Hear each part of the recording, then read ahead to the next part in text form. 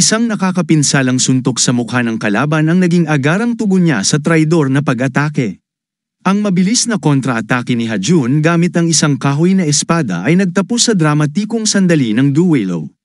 Ang napapanahong pakikialam ni Moyak ay nagtapos sa mabangis na laban ng mga batang mandirigma.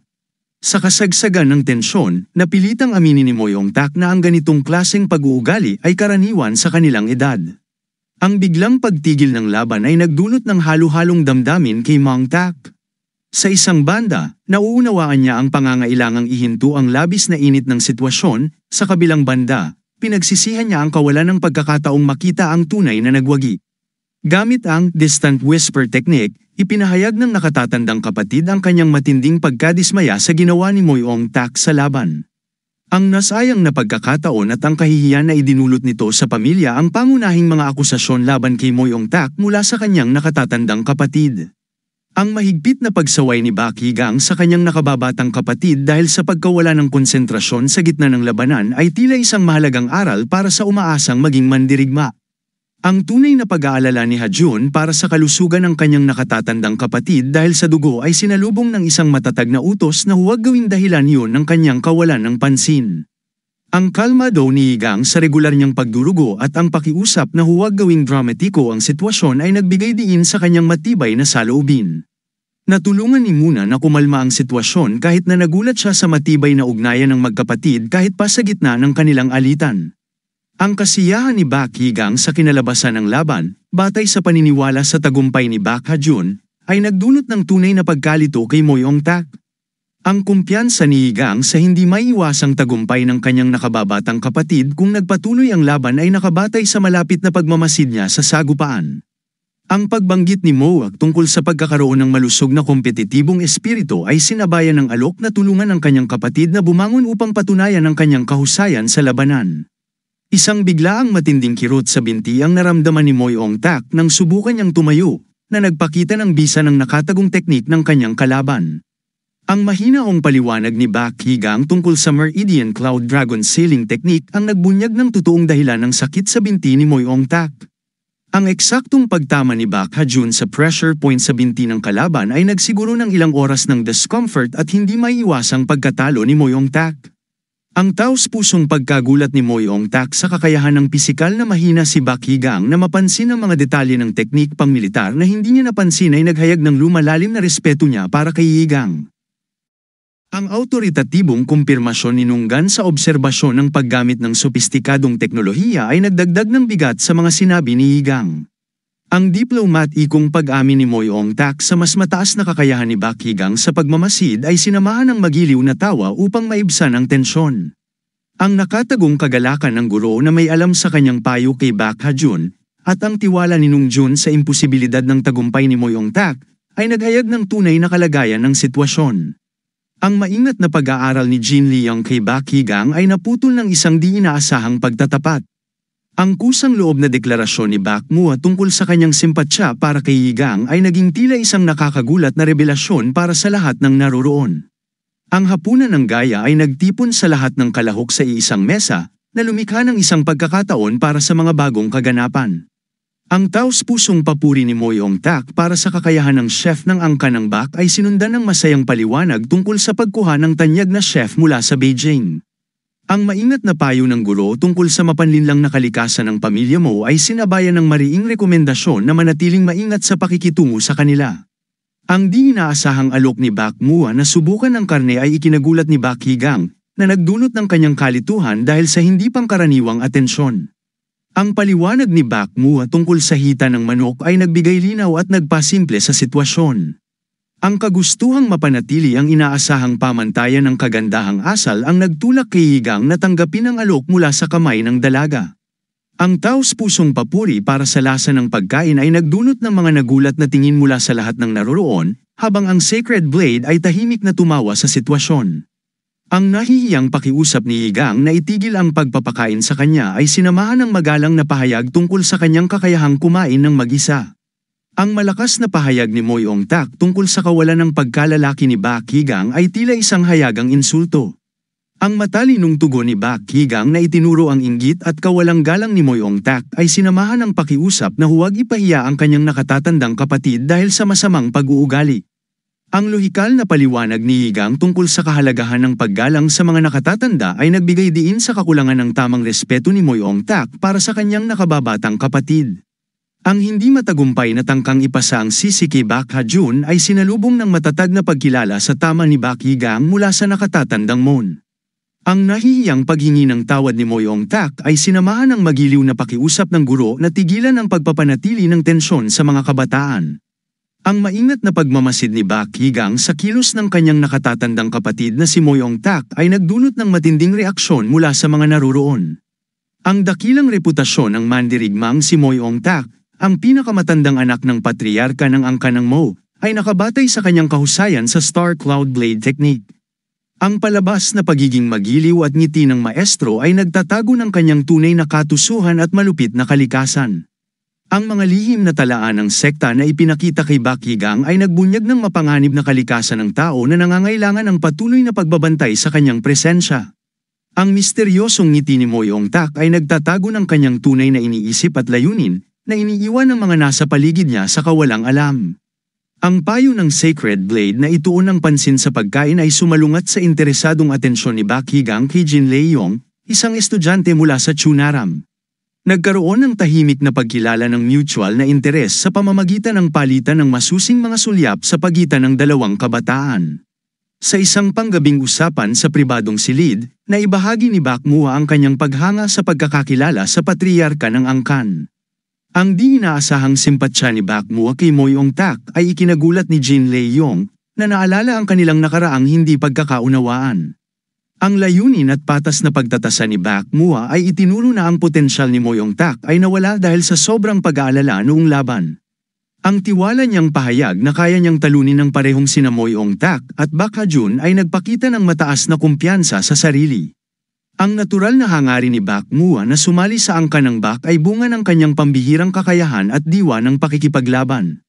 Napansin ni Bak Mua ang isang biglaang katok sa pinto ang nag-anunsyo ng pagdating ng isang katulong na may mahalagang mensahe, isang opisyal na imbitasyon mula kay Bak Higang para sa isang pag-uusap sa hardin. Nagdulot ito ng kapansin-pansing pagkadismaya sa mukha ni Bak Mua, sa kabila ng pangako ni Jin Leong na babalik kaagad.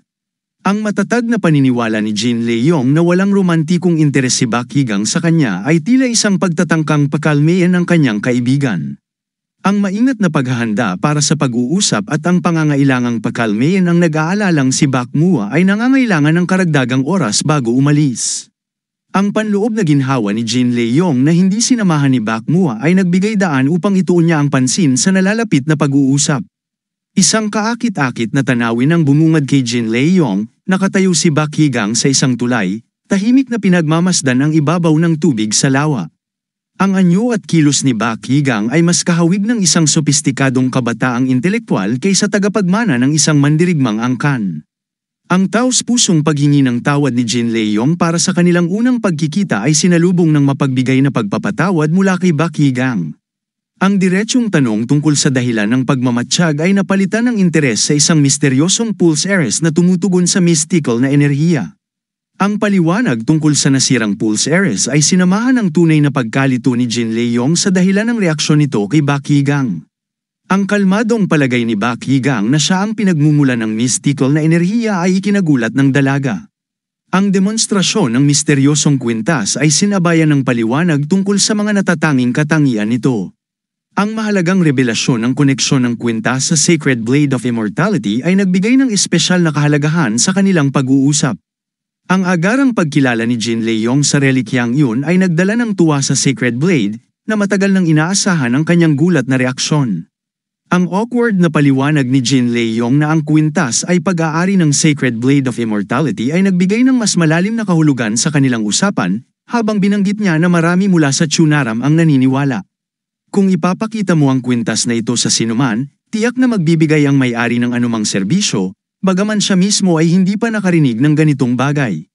Tila kakaiba ang sitwasyon para sa guro. Tinanong ni Jin Leong si Bak Higang na ibigay sa kanya ang kwintas na ito sa isang segundo, pagkatapos ay tinanggap niya ito at tinago ang kanyang mga kamay sa loob ng kanyang manggas. Ang kwintas ay napakadelikado at nagulat siya na hindi ito alam ni Bak Higang.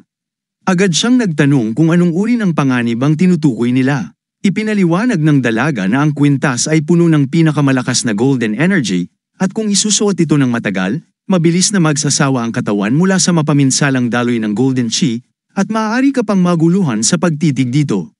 Nais malaman ni Bak Higang kung gaano kitoto ito at kung bakit siya ay okay noong panahon na yon.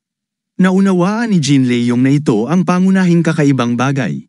Inilapat niya ang Art of the Wise Mind, ang lihim na teknik ng Cheon, kung saan ang Central Energy Core ay ginagamit upang kontrolin ang likas na enerhiya. Kung matutunan mo ang teknik na ito, maaari mong gawin ang katulad nito. Ngunit alam ni Bak Higang na malamang ay hindi papayag ang dalaga na turuan siya, kahit na ipakita pa niya ang kwintas sa harap ng kanyang ilong. Bigla na lang hinawakan ng dalaga ang chain at ang kanyang mukha ay nagbago ng itsura, nagpakita ng pahayag ng sakit na nagdulot kay Bak Higang ng matinding pagkabahala at agad na lumapit sa kanya. Agad na binuksan ng dalaga ang kanyang kamay at ipinaliwanag na okay lang siya, nakaramdam siya ng marka ng nakaraang patriarka.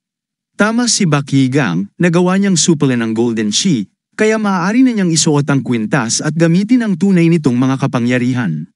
Ipinaliwanag ng dalaga na upang magamit ang mga tunay na kapangyarihan, kailangan lang na ituon ang likas na enerhiya. Napagtanto ni Bak Higang na sa puntong ito, walang saysay ang karagdagang pagpapaliwanag. Nang maalala ni Jin Leong ang kanyang pagkakamali dahil may bar siya sa mga channel ng chi, nag-sorry siya. Ngunit ipinaliwanag ni Bak Higang na hindi siya nasaktan at nagpa siya na subukan kung maaari niyang narinig niya na ang mga maestro ng Cheon Arum ay mahusay sa pamamahala ng enerhiya, kaya't hiningi niya kay Jin Leong na ipakilala siya sa maestro. Nakita ni Jin Leong na malakas ang kagustuhan ni Bak Higang na mabuhay at taos-puso siya. Kahit na hindi siya sigurado kung magtatagumpay sila, nangako siyang susubukan niyang ayusin ang isang pag-uusap para sa kanila. Ipinaliwanag niya na bukas ay pupunta sila kay Patriarka Bakryuan at hihilingin ang kanyang pahintulot para dito. Kailangan din nila si Jin Leong. Ang mismong ideya ng paghingi ng pahintulot mula sa Iron Blood Patriarch ay nakakatakot sa kanya. Samantala, nagsimula si Mo Yong-tak na bugbugin ang kanyang nakababatang kapatid na si Mo Yong-tak dahil naghahanda siya para sa Heaven and Earth Technique. Inamin ng lalaki na siya ay nawalan ng pagbabantay, ngunit hindi makapaniwala si Mo Yong-tak na ang parehong dugo ay dumadaloy sa kanilang mga ugat. Hindi niya maintindihan kung ano ang balak gawin ng kanyang nakababatang kapatid sa sitwasyong yun. Nangako si Mo Yong-tak na mananalo siya sa susunod, at ipinaalala niya kay Mo Yong-tak na kailangan niyang kunin ang espadang Bak Clan sa isang duwelo para sa Blade, upang maghiganti sa pagkawala ng Mo Yanlan Sword. Kung mapapatunayan na mas mataas ang antas ni Mo Yanlan kaysa kay Bak Higang, igagalang ng lahat si Mo Yong at ang kanyang guro. Kaya't ipinapaalala niya sa kanyang kapatid na kailangan niyang talunin ang tagapagmana ng Baek Clan sa harap ng lahat. Pagkatapos, iminungkahi niya na magpatuloy ang lalaki sa pagpapalakas ng kanyang mga kakayahan habang siya naman ay naghahanda ng eksena. Sa umaga, binasa ni Bak Higang ang liham na may kasamang ulat at sa wakas ay naunawaan kung anong plano ang pinaplano ng tusong si Mo Yong-tak. Pumunta rin siya sa pinuno ng Xuan Branch upang alamin kung bakit hindi nila basta tinanggihan ang proposal. Ipinaliwanag ng dalaga na sa sitwasyong ito, magiging mahirap. Inalala niya na nakatanggap na sila ng bayad at ngayon ay gusto nilang magpatamba ng ikalawang anak ng Moon Clan para sa kanila. Naunawaan ni Bak Higang na dahil dito, sisikapin niyang talunin ang lahat sa kanyang sariling paraan. Lumipat ang mga kaganapan sa madaling araw sa tirahan ni Bak Higang, kung saan sinabi ng kanyang assistant na hinahanap siya ng mga tao dahil gusto nilang magbigay ng isang bagay. Hindi niya naintindihan ang ganitong kapalaluan. Dumating sila sa kanya ng sobrang aga sa umaga, ngunit sa puntong ito sinabi ng assistant na may dinala silang gintong hair clip mula sa Gold Pavilion, at doon niya naisip na mga tao ito mula sa house sect.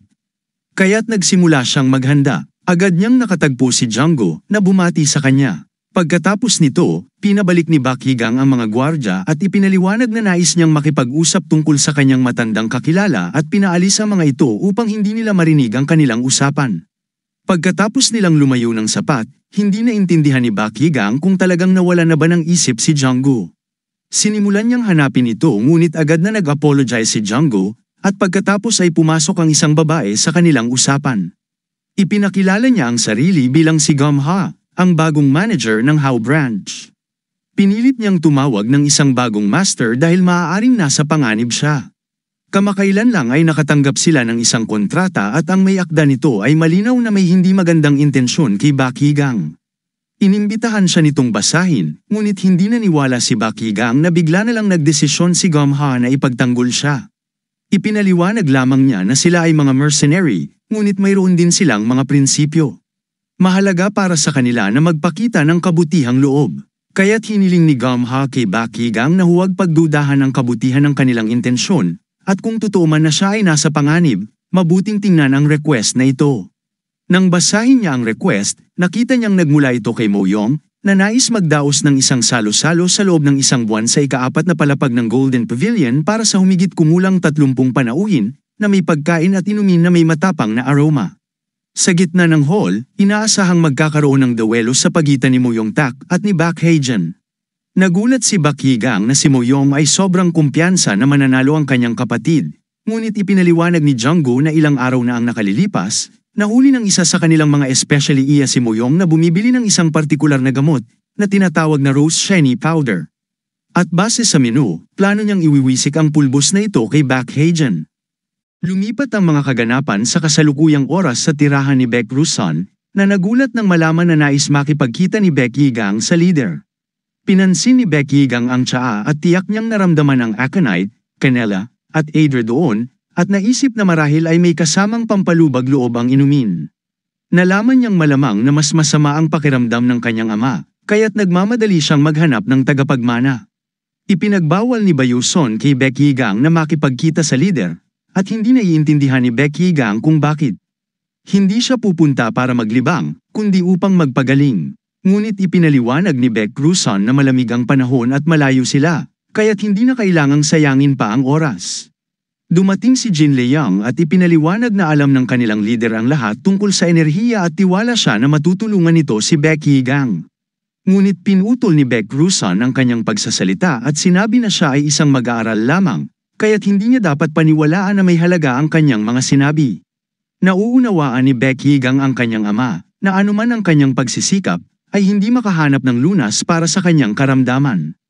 Pagkatapos ng isang mahabang paglalakbay, maaaring lumala pa ang kalagayan nito, ngunit hindi ito dahilan upang umatras. Tumayo si Bakigang mula sa kanyang upuan at ipinaliwanag na maaaring ipagpatuloy ng kanyang ama ang pagbabawal, ngunit pupunta pa rin siya. Buhay niya ito, kalusugan niya ito, kaya't hiniling niyang huwag siyang utusan ni Baek Rusan. Malinaw na nagalit ang ama na pinayagan ang kanyang anak na tumanggi, at kahit na nakatayo ito sa harap niya, hindi niya mapigilan ang kanyang galit.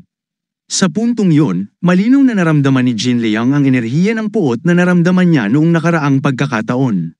Nauunawaan niyang hindi kayang labanan ni Bakigang ang ganitong presyon, ngunit patuloy pa rin siyang tumayo ng matatag at ipinaliwanag na pupunta pa rin siya. Sa puntong yun, may dumating na guro na humiling sa batang lalaki na timbangin ang kanyang katawan, na parang ipinapasa ng kalasag sa kanyang isipan. Ipinaliwanag ng guro na kahit ang talam ng isipan ay hindi makakapasok sa matibay na bakal na baluti. Nauunawaan ng guro ang mga alalahanin ni Bakigang, kahit na hindi pa ito nakakabawi mula sa pagkakasakit ni Snow Jin Sing. Siguro iniisip ng kanyang ama na wala ng pag-asa, ngunit hindi susuko si Bakigang. Nais niyang mabuhay. Alam niyang nag-aalala ang kanyang ama, ngunit hindi siya maghihintay na lang para mamatay. Sa wakas, nang magsimulang hamupa ang enerhiya ni Baek Rusan, ipinaliwanag ng ama na maaari niyang gawin ang nais niya. Pinuri ng guro si Bakigang dahil sa pagpigil sa ilalim ng matinding presyon, ngunit bilang kondisyon, hiling ni Baek Rusan na makipagkaibigan muna siya sa mga anak ni Moyong bago umalis. Nakita nilang nagkaroon sila ng tensyonadong relasyon, at minsan ay ninakaw pa ni Bakigang ang espada ng tagapagmana nila noong kanyang kabataan. Ngunit ngayon, pareho na silang mga patriarka ng kani-kanilang pamilya, kaya't naging mas mahirap pa ang pagsasaayos.